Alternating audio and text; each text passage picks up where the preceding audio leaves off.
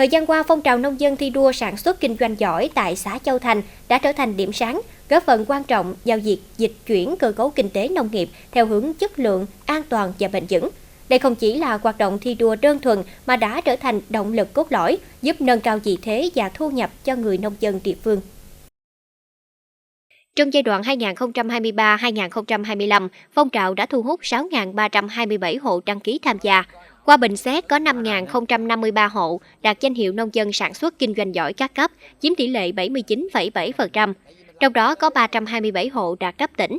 Không dừng lại ở việc làm giàu cho gia đình, những nông dân sản xuất kinh doanh giỏi này còn đóng vai trò là hạt nhân, chia sẻ kinh nghiệm, hướng dẫn cộng đồng cùng thay đổi tư duy sản xuất, đáp ứng yêu cầu khắt khe của thị trường xuất khẩu. Để nâng chất phong trào, Hội Nông dân xã Châu Thành tiếp tục vận động hội viên tham gia vào các tổ hợp tác xã nhằm hình thành vùng nguyên liệu lớn.